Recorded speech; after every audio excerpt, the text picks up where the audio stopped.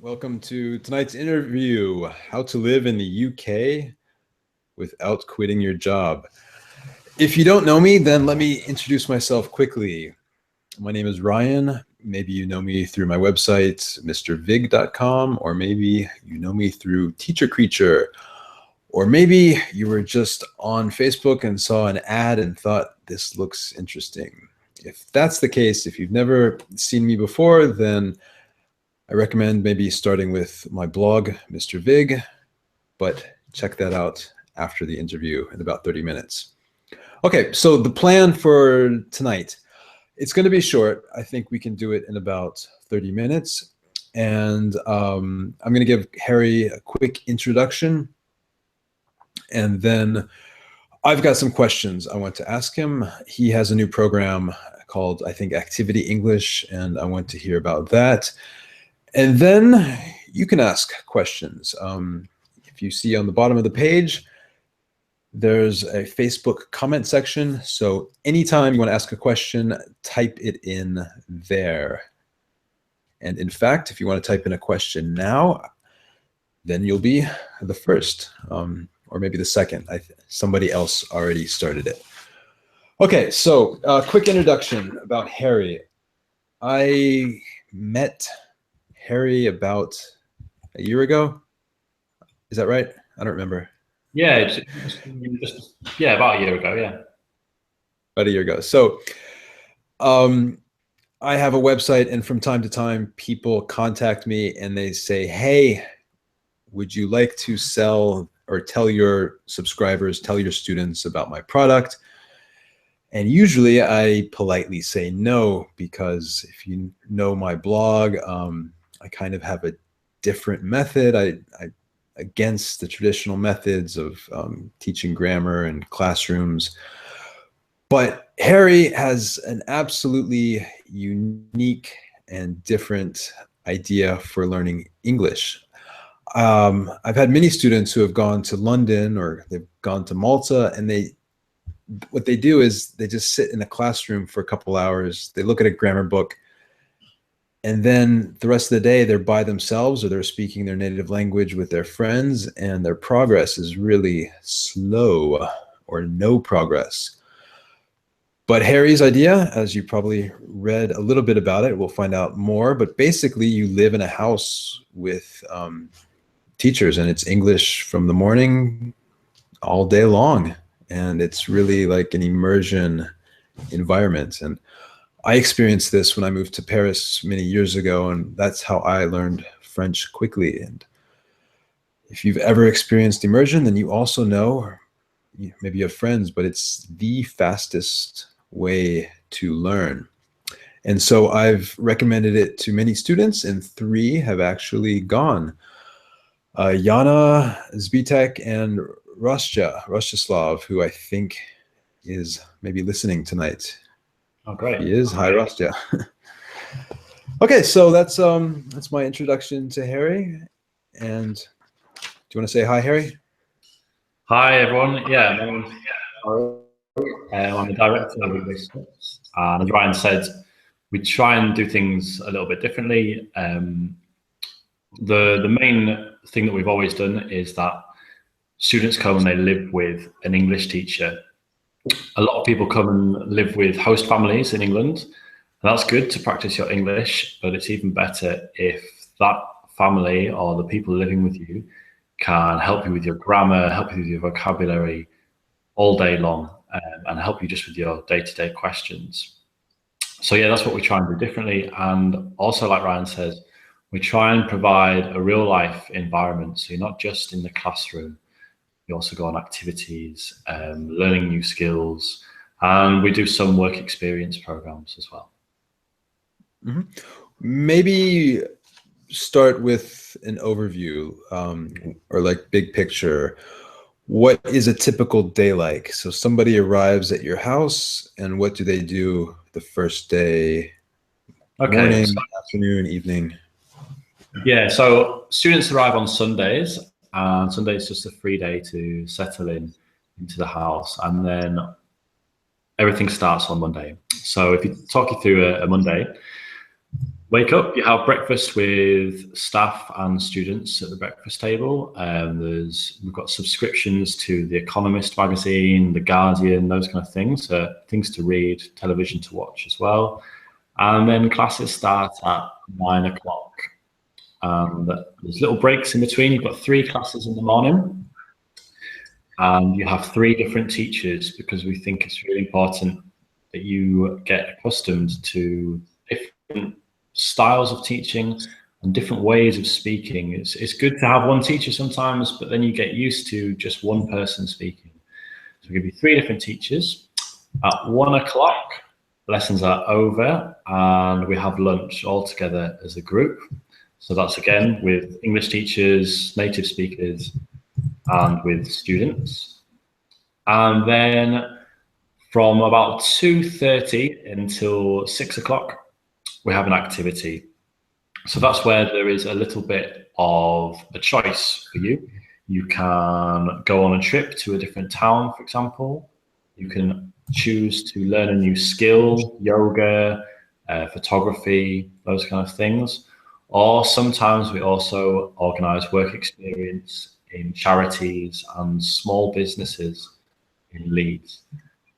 So finish that about 6 o'clock, come back, have dinner again with the staff and the students.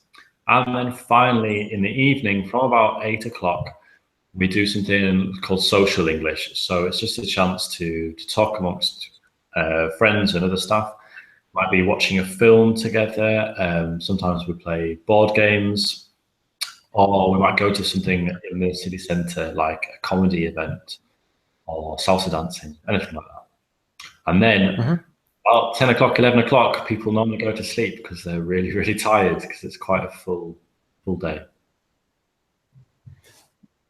Yeah, I imagine that's it's a lot of English. I remember when I was for the first time speaking French all day, it's mentally it takes some getting used to, but once you're in the groove, it gets easier. What are your hold on, before that question, who are the teachers? Can you tell us a little bit about them? Like, where do they come from, and who are they? We have a mixture of teachers. We have, most of them are British English, but we also have some Australian teachers and some from the United States of America. We've got a group of about 8 or 9 teachers that are based in Leeds that come to teach classes in the mornings. And so you'll get 3 of those 8 teachers. You'll have 3 of those throughout the week, giving you your daily lessons. So there's a range of accents. Yeah, different accents. Yeah, it's also really important to get used to that. Yeah. But like, who are they? What are their names? What are their, like, give us a feel for, like. Sure, okay. So some of our longer term teachers are Helen and Andy. So I think Andy's got about 25 years worth of experience. He's taught all around the world. If you name a country, he's probably taught English there. And his wife, Helen, also teaches with us. And then we have kind of a younger batch of students as well. There's Johnny, who has just passed his Delta qualification. He's teaching in Prague right now, but he comes back to, yeah, he's teaching in Prague. Comes back to Leeds for the summer holidays, and so we have him as a teacher over that period. And then, yeah, there's other teachers that are living in Leeds either throughout the summer or longer term, and we employ them. Okay. Can you just quickly explain what a delta is? I think that's a little jargon that a lot of people don't know. Sorry, yeah. So lots of English teachers, if they become a bit more serious about doing English teaching as a way to earn a living, they might do the CELTA, which is a Cambridge qualification from Cambridge University. And that's normally done kind of full-time quite quickly.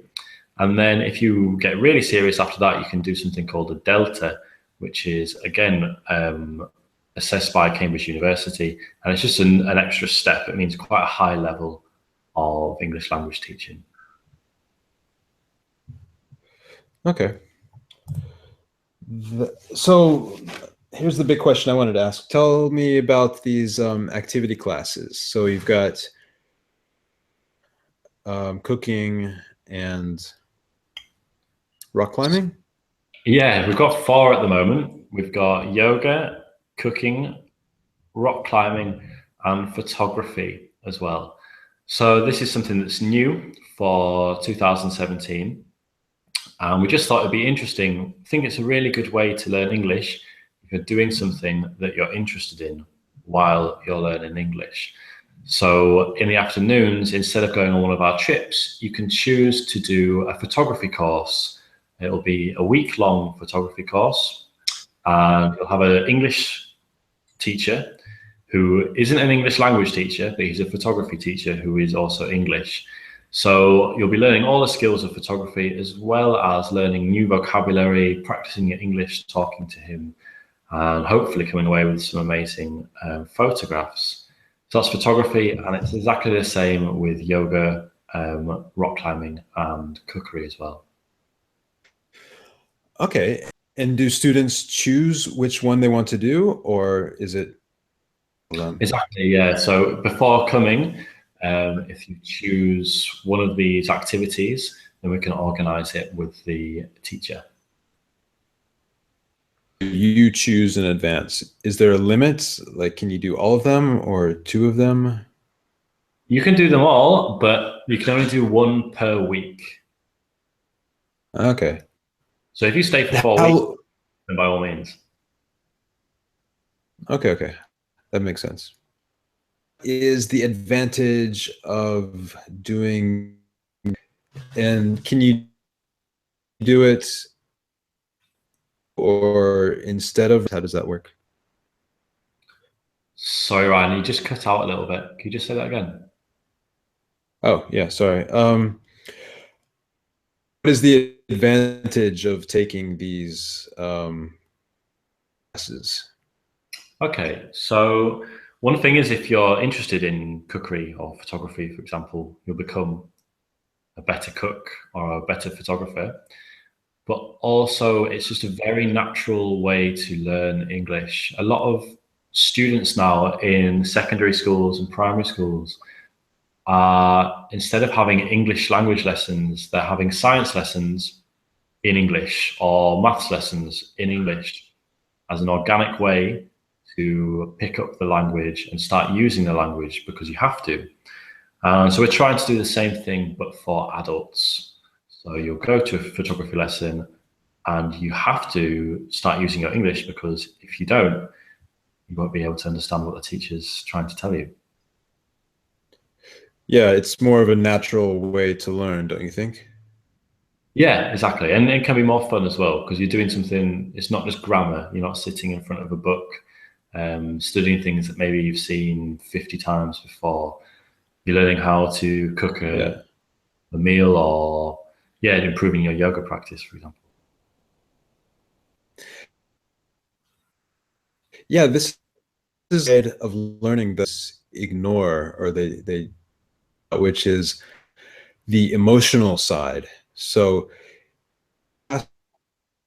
classroom, I mean, it doesn't matter if you're in Dublin or if you've got a good book or bad book, you're probably bored. If you're doing third conditionals for the 100th time, hour number 3, very, very normal. You're going to be bored. And when you're bored, emotion for learning. The opposite, or the is, you're interested, you're excited, moving and breathing and into your brain, and that is just at times better. That's that interesting thing in English on the classroom.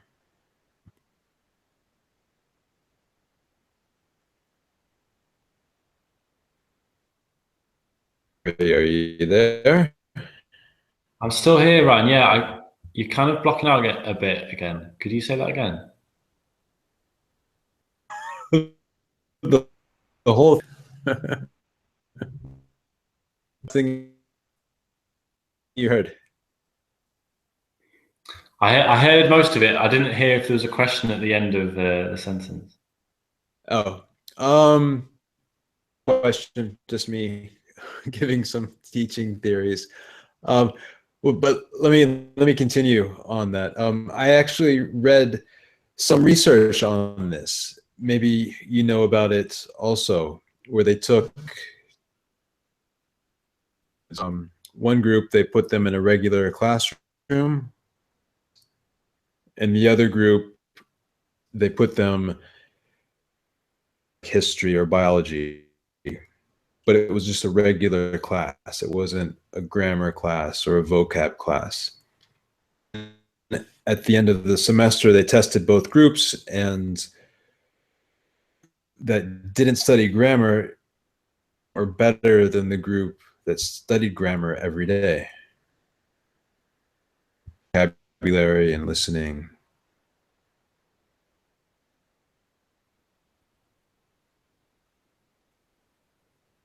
Sorry, Ryan. Yeah, can you say that? Is that I couldn't get the end of it. Yeah. So the result was this research that improve is to use them, not to. Yeah, I think I'm hearing what you're saying, right? Yeah, instead of just learning English, you're using it, and then in a second-hand way, you're still learning it. Is that what you're getting at? Exactly it. Good. Yeah. Yeah. The internet is so spotty Yeah, I'm struggling a little bit. there, and was it was okay. Um, what kind of progress can a student make in a week? Okay, so Next day. I don't want to pretend that you can become a fluent English speaker in 1 week. I don't think you can. If you come with a very basic level of English, you're not going to leave after 1 week being fluent and able to talk to everybody. But what you can do in 1 week, and this is the same for all different levels, is two things. Firstly, improve your confidence using English. So you don't feel shy when you're talking to other native speakers or when people start speaking to you in English. You feel confident that you can understand something. And also improving your enthusiasm for learning more English. So if you come here, you spend 1 week speaking to native speakers, you realize the possibilities that you have when you can speak English. Our aim is that you go home back to whichever country you're living in, and you're enthusiastic about continuing to improve your English so you can get a native level or a fluent level of English. Mm-hmm. But what kind of progress do you hear after 1 week, after 2 weeks, after 3 weeks? Of course, longer is better, but I think for a lot of people, it's just not realistic. So normally when people arrive, even if they're quite high level, they're a little bit shy and they find the experience quite intensive. So when people arrive, the level of English is quite low because they're suddenly in an environment where everything is in English. You have to ask for where the toilet is in English. If you're hungry, you have to find out how to cook in English. That's really hard for people. So when they first arrive, there's a lot of silences, a lot of waiting time while they're trying to think of the English way of saying things. And what you notice by the third or fourth day, first 2 days can be difficult. Third or fourth day, it starts to become fluent. People don't have to wait 5 seconds before they say an English sentence. And the best results are when people start to think in English. We have students here that come and they say to me that they've dreamt in English or that they can't remember certain words. For example, in French, if they're a native French speaker, they can't remember how to say something in French because when they're with us, everything's so English based. And I think that's a really positive thing. They're really getting that immersion that is the same as what a young child gets when they're growing up in their native language. If they need something, if they need to communicate something, they are forced to use a language that they don't know yet. So that forces them to improve. Mm-hmm. Yeah, very important, your environment. You know, if you're in a situation where you don't have a choice or you have to speak English, that's a huge difference. And with my students, the three who have gone and stayed with you, I've noticed a big difference. You know, as a teacher, you don't notice the difference day to day, week to week. But when I wrote about this in an email, when they came back, they were gone. I think two went for 1 week, and then Yana went for, I think, 2 weeks or 3 weeks. And when they all came back, I could hear the difference. It was noticeable. I mean, they weren't perfect. They still made mistakes, like everybody makes mistakes. But they just kind of felt, I could feel it also. They felt more relaxed and words came easier. They just were more comfortable with English. Yeah, exactly. And you start to feel ownership of the language. For a lot of people, English is a really scary thing that they have to learn because of work and maybe not because they enjoy it. Whereas when you come here, stay for a week, do something fun with English, it starts to be your hobby rather than someone else's hobby that they force on you because of work, for example. Yeah, yeah. Okay, Harry, let's turn it over to questions. So if you have a question, please type it into the Facebook comments at the bottom of the page. Don't worry, it's not going to appear on Facebook. It will just be here. And we have one question already from Annette. She writes that she would like to go to England in the beginning of April, wants to stay there for 2 or 3 weeks. Could you tell me how much you charge for a week, intensive course and accommodation? Okay, so in July, well, from June, July, and August, we do our summer course, which is slightly cheaper. In April at the moment, we only have spaces on our one-to-one intensive courses. So that's just you having one-to-one classes with a teacher and living with them. And the price that we've got for that is £600 per week. Okay. And I guess now would be a good time to talk about your January discount. Yeah, so if you book with us before the end of January this month, we're offering a 10% discount on any courses booked with us. Okay. So that's 10% if you go in April or 10% if you go in July. It doesn't matter, right? Yeah, any course booked before the end of January will give you that 10% discount. Good. And what exactly do you mean by booked? Do they have to just reserve by the end of January, or do they have to actually pay or give a deposit by the end of January? Yeah, we need a deposit. It's a 15% deposit. Okay, so only 15%. So, okay. And how should they contact you? What's the best way for them to contact you? Best way to contact me is either through the website, which is www.englishsteps.org, or by email, which is info@englishsteps.org. They'll see the contact form on the English Steps website, though, right? Yeah. Yeah, exactly. Yeah. And if you didn't write that down fast enough, don't worry. I'll send everybody an email, maybe 2 or 3, reminding you where to go and yeah, how to contact Harry. If you would like to take him up on this offer, and if you're thinking about it, or as we say in English, if you're on the fence, like if you haven't decided yes or no, let me strongly encourage you. This is a good motivator. Something I tell all my students is just jump in the water, just do it. If you commit now, so there's a deadline. January is finished on Tuesday or Monday. Tuesday is the 31st. Yeah, I think, yeah. Yeah.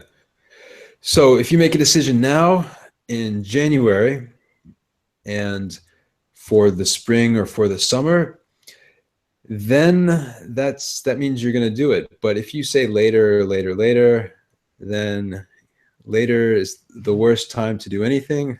I know for myself and my students, nothing happens later. Like it's either now or it's a cliche, but now or never. And this is a great motivation. Save 10%. If you stay for a couple weeks, I'm terrible at math, but it might pay for the plane ticket or the boat ticket, or I don't know. It'll be a good discount though. Let me check if anybody else has any more questions.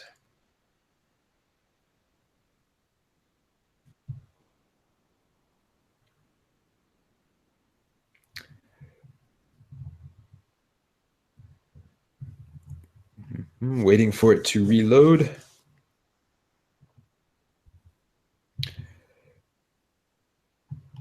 Okay, if you have, I don't see any more questions. Now's the time. So just got a few more minutes. If you have a question, type it in. Press the button, press the post button, and let me or Harry hear from you, and we can answer the question right now. Okay, we'll give them 2 more minutes.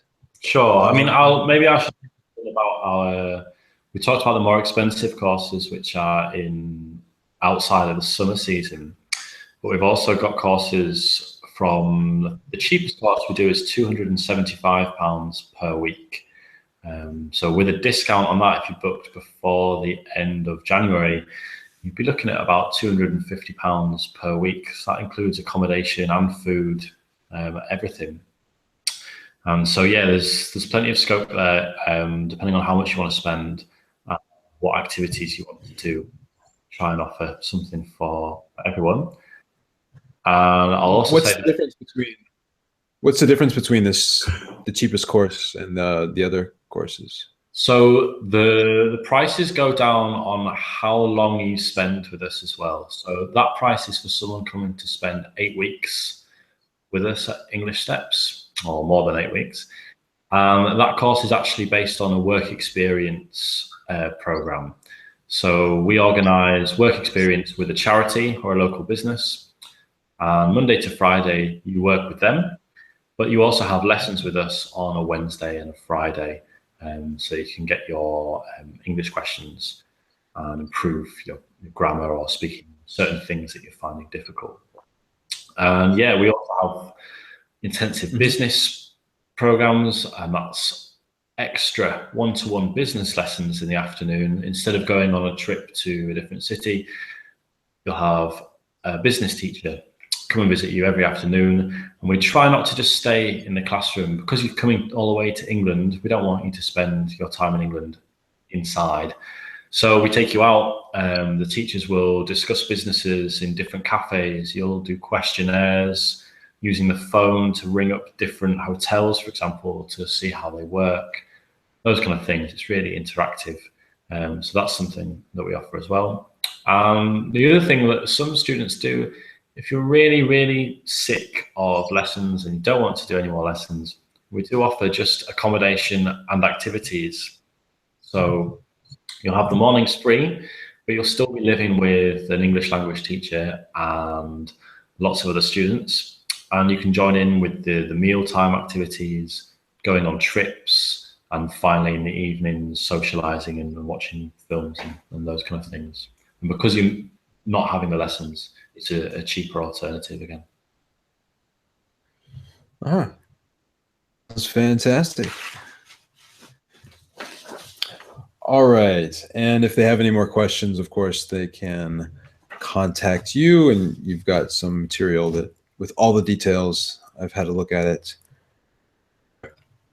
All right. So nobody has written any more questions.